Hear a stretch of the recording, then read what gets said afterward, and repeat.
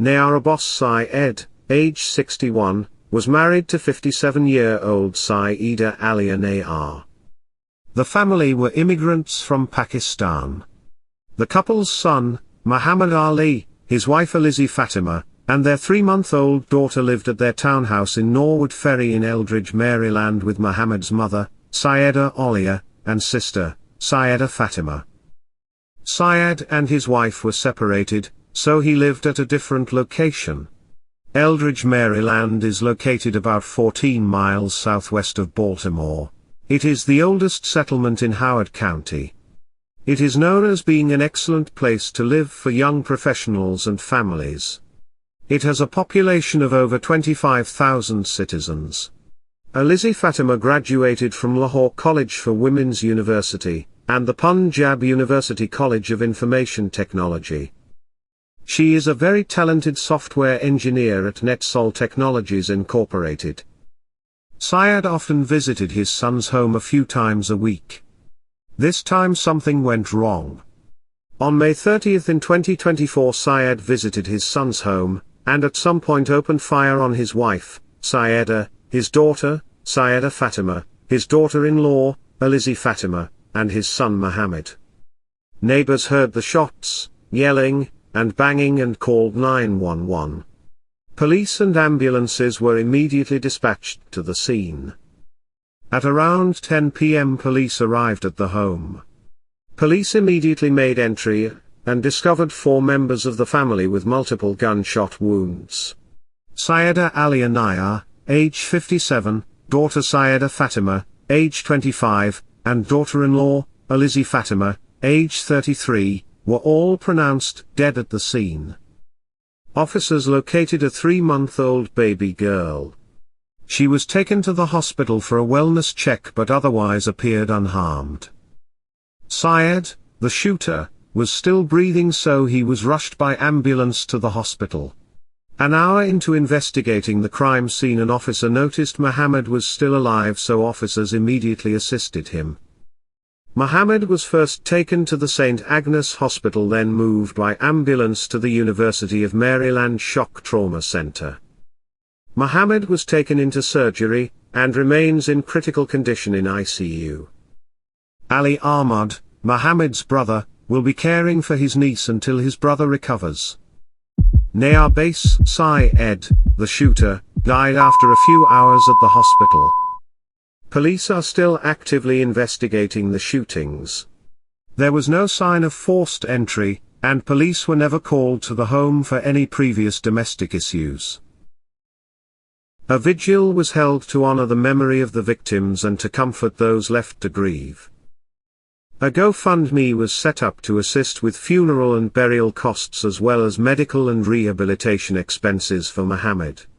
It has raised over $100,000. Peaceful Families Project is a non-profit organization. It is a national initiative with international reach devoted to preventing domestic violence. The organization made a special statement stating, Peaceful Families Project is deeply saddened to acknowledge a Muslim domestic homicide-suicide in Elkridge, Maryland. Peaceful Families Project recognizes the tragic murder of Sayyida Alia Nayyar, age 57, Sayyida Fatima, age 25, and Alizi Fatima, age 33. Were all murdered by their husband, father, and father-in-law. Peaceful Families Project also posted, "We pray for the recovery of Muhammad Ali, who was shot by the perpetrator, his father, and who is in critical condition. When we as a community deny the existence of domestic violence within our ummah, we increase the likelihood that it will continue. Please join with PFP in shining a light into the darkest of places, acknowledging domestic violence in the Muslim community, and working together to eliminate it as it appears as beliefs, attitudes, or actions." Since this tragedy only happened a few days ago, it's unclear if Muhammad will survive his wounds. Police are still investigating, so no new information has come to light yet. Robert Hanlon is the director of the Forensic Psychology Research Lab at Northwestern University Feinberg School of Medicine. Hanlon is also an associate professor of psychiatry and behavioral sciences at Feinberg, and a neuropsychologist at Northwestern Memorial Hospital. Hanlon says that murderers who kill their family members have a very different forensic and psychological than those who kill people they don't know. A new Northwestern medicine study examined the psychiatric history, neuropsychology, and demographics of these killers. The study found that 1/3 of all women murdered in the United States was killed by their husbands, ex-husbands or ex-boyfriends. It's estimated that 25% of women will fall victim to severe domestic violence and intimate partner within their life. Hanlon said, "These crimes are often preventable if family members are more informed about the potential danger from having someone who is severely mentally ill in the home and who may have shown violent tendencies in the past." He continued saying, "Family members may lull themselves into a state of false beliefs thinking my son would never hurt me, or my husband may have a short fuse but he would never seriously harm me. The fact is the husband or son may very well harm the wife or mother," Hanlon said. Hanlon states the murders are usually not premeditated. He said, "These murders are in the heat of passion and generally involve drugs or alcohol, and often are driven by jealousy or revenge following a separation or a split," Hanlon said. "This is grabbing the kitchen knife out of the drawer in a fit of anger and stabbing her 42 times. Hanlon states that sometimes the murder is committed by a mentally ill family member who is psychotic and thinks his family members are plotting against him. Hanlon said that family members need to notify the police that they are concerned about a potential threat, and remove themselves from the home. Nayyar Abbas Syed murdered his wife, daughter, and daughter-in-law, then turned the gun on himself. He attempted to murder his son but he survived, but not without horrific injuries.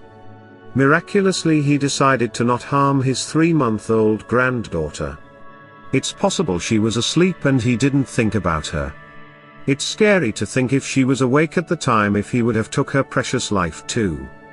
It's extremely disturbing to think people can be so cold and evil as this. What drives someone to murder their own flesh and blood?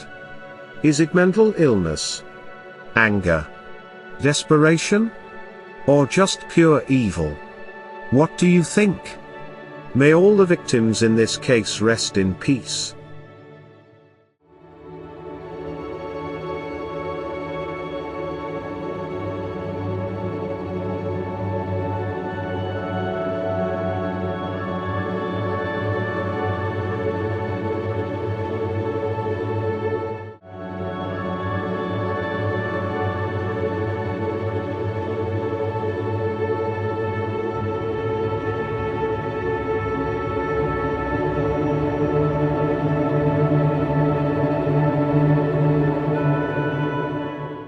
That concludes this episode. Keep your eye out for the next volume, coming soon. If you enjoyed this video, consider subscribing. Thanks for watching.